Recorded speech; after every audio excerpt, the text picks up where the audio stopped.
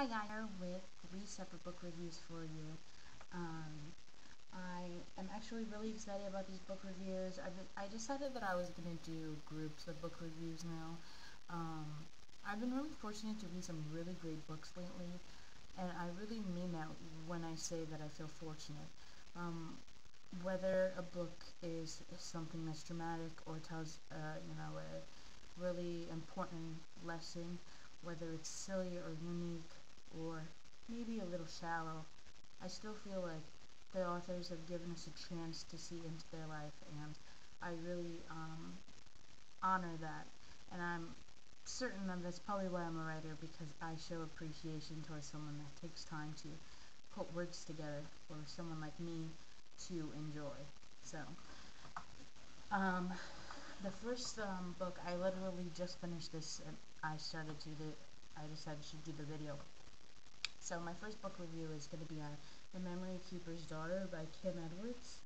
I'm going to give this a 5 out of 5.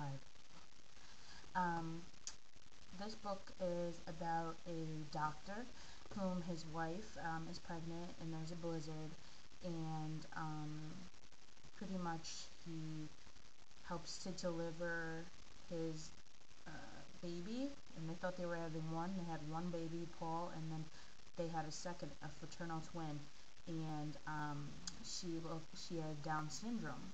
So he gave the baby to the nurse to bring to a facility, and didn't tell his wife. He's told her that the baby had died. Um, the nurse took her there, and the place wasn't very suitable for her to live, and the nurse ended up pretty much raising this girl. And it just tells the story of both of, the guy that had the son, Paul, and then the story of the nurse that raised their daughter that the mother and the brother never knew was alive. Um, it's a really powerful, very powerful book. I couldn't put it down. I started it today and I finished it today. It was phenomenal. It was a Lifetime movie a few years ago. I never saw the Lifetime movie, but if you like books, if you like Nicholas Sparks books, if you like Jodi Picoult books, if you like Anita Sharif, I think you say her name, if you like books like that, that are practical, heart-wrenching, but also they touch your heart, really, then read The Memory Keeper's Daughter. So that's a 5 out of 5. The next book that I read was I Tell You I Love You But I Have to Kill You by Ellie Carter. This is the first book in her series. For a series, a teenage series, I'm going to give this book a 4 out of 5. I thought the beginning of the book was really interesting. If you haven't read this series, this girl goes to the Gallagher Academy for Exceptional Young Women, and they study to be spies.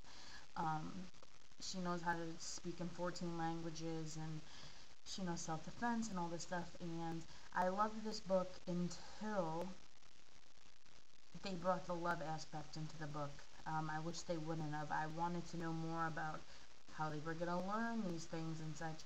So the book, about in the middle, it got kind of dull for me. The beginning of the book was phenomenal, so I still got to give it a 4 out of 5. And the last book, I actually reviewed these in the opposite order that I read them, was Jane Green's Swapping Lives. This is the story of a single London girl that is a editor of a magazine, and the story of a well-to-do woman named Amber. She has 2 children. She married rich, and she lives in Connecticut. Her husband works on Wall Street. She hates her life. She wants to be single. So, pretty much, they make a contest in the magazine Poise that the London girl is from, and they swap lives. So this book, while you may think that it sounds like it's going to be a shallow book, Jane Green writes some of the most classy chick lit books that I've ever read. So if you want to dive into chick lit, but you don't want something very dumb, is not a good word, but that's best to come up with, read anything by Jane Green. Some other books by her, let me see if I've read tons. I just can't think right now. Jemima J. Doesn't she write that? Did she write that? The Beach House.